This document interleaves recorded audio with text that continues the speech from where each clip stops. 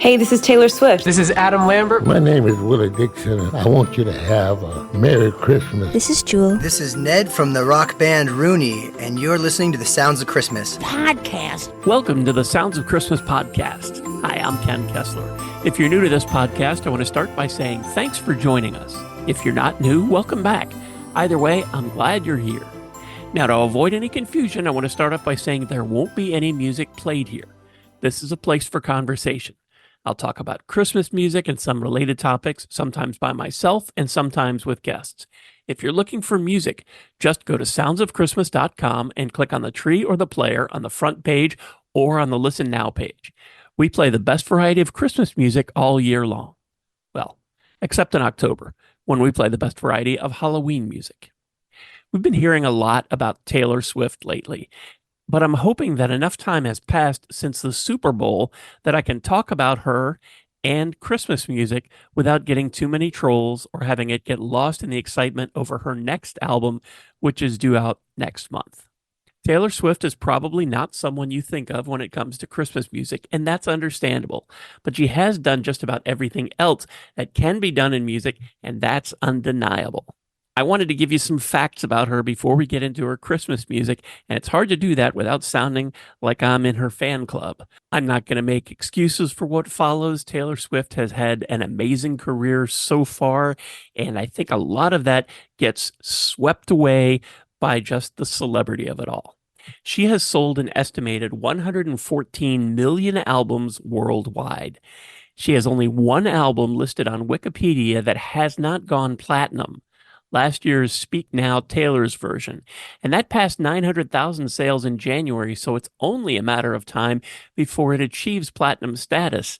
And by the way, it has already been certified platinum in New Zealand. 14 albums, all but one platinum. Not a lot of artists stick around long enough to put out 14 albums, period. And 13 platinum albums so far is also rare. That's more than Mariah Carey, or Prince, or U2, or Garth Brooks. And there aren't that many artists that have more than that. Kenny Rogers, Rush, and AC/DC have 14. Luther Vandross, Alabama, and Reba McEntire have 15. Elton John has 16. Barbra Streisand has 17. The Rolling Stones have 18. The Beatles have 19. George Strait has 24, and Elvis Presley has 30. So she's in pretty good company. She's also released 61 singles, with another 39 sent out as promotional singles. And she's been featured on other artists' singles, including John Mayer, Ed Sheeran, and Sugarland, just to name a few. Now, if I counted right, 52 of her singles have also been certified platinum. And for those who don't know, here's how the numbers for that work.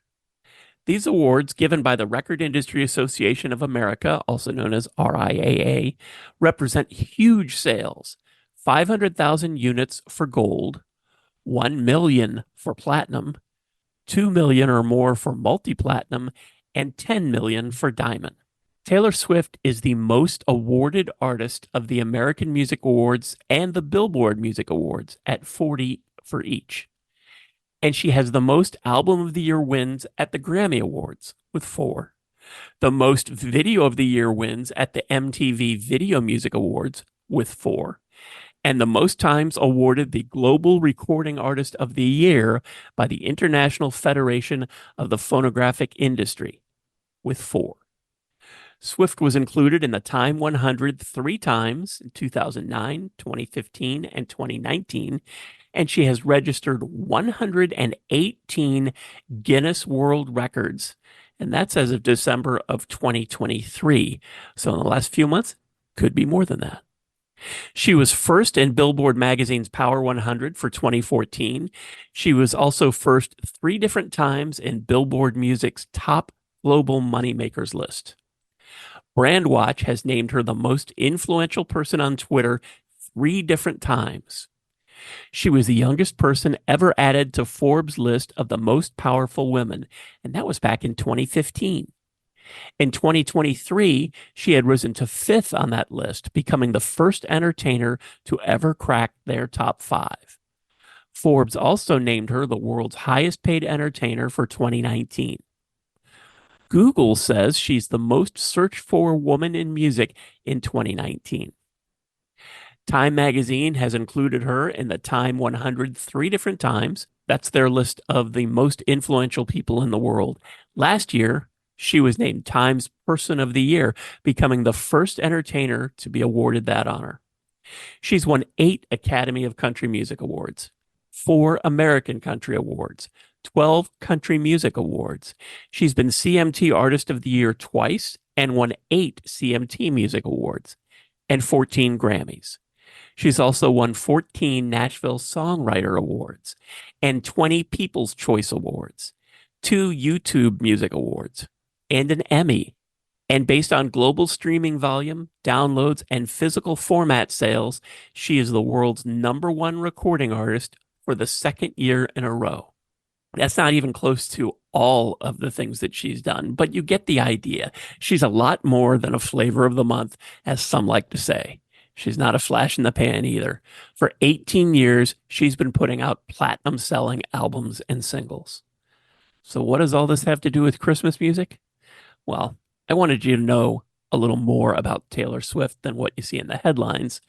And every once in a while, I ask on the Sounds of Christmas social media pages, what artist do you wish would release a Christmas album? Top responses I almost always get are Elton John, Billy Joel, and Taylor Swift. So I wanted to take a look at the Christmas music she has given us so far in hopes that there will soon be more to add to it, maybe in another year or two. As far as what she's already released, here's what I could find. It looks like her first single, about a month before Tim McGraw came out, was a charity single with Wayne Warner and the Nashville All-Star Choir with the track God Bless the Children. Not quite a Christmas song, but often heard around the holidays. Of this project, Wayne Warner says, "Our main mission is to use the power of music and video for a positive effect and to raise awareness concerning our nation's youth through radio and media outlets. This will give a voice for the need of foster care, adoption awareness, and to the urgent pleas of our nation's children in need. We will continue our mission, teaming with high-profile recording artists, athletes, and television personalities to support and highlight the main great foundations and organizations who unite this cause." In addition to a virtually unknown Taylor Swift, others on the single included members of the Jordanaires, the Red Hot Mamas, the Kentucky Headhunters, and the Statler Brothers. A year after that, Taylor released the Taylor Swift Holiday Collection, initially only available at Target. This was a 6-song CD, and it contained 4 covers and 2 originals. The covers were Last Christmas, Santa Baby, Silent Night, and White Christmas. And the originals were Christmases When You Were Mine and Christmas Must Be Something More. Critics were divided over it, but fans loved it. And to date, it has sold more than 1 million copies. And that was kind of it until 2019 when she released the single Christmas Tree Farm. According to Taylor, she wrote the song on December 1st, 2019, inspired by her Christmas vacation, and released it 5 days later. Later that same month, she recorded a live version at iHeartRadio's Jingle Ball. And then in 2021, she recorded and released what she calls an old-timey version as an Amazon Music exclusive released to all platforms a year later. You might think that was it. A charity single, a 6-song EP, and 3 versions of a new single. But fans know if you dig a little deeper, there's more. On the deluxe version of Red from 2012, there's the song The Moment I Knew. If you aren't familiar with the song, one of the lines is, "What do you do when the one who means the most to you doesn't show?" This is a song of heartbreak against a Christmas backdrop. And on her Evermore album from 2020, she has a song called "'Tis the Damn Season," which takes place during the holidays, and it's about the way the holidays can make you nostalgic, even yearn for the ghost of a relationship past.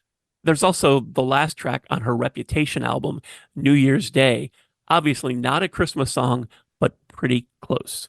Some like to lump in her songs Back to December and Forever Winter, but neither of those songs have anything to do with Christmas. In fact, they don't even have anything to do with December or winter.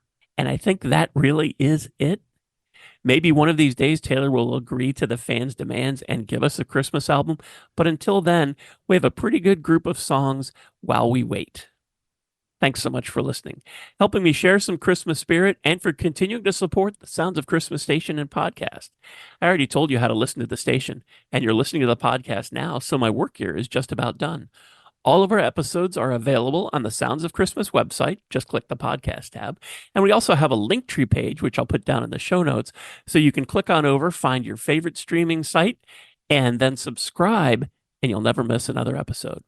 If you have comments or suggestions on this episode, previous episodes, or the Sounds of Christmas station, feel free to reach out to me on social media or through the website. Thanks again. And may you always believe in Santa Claus.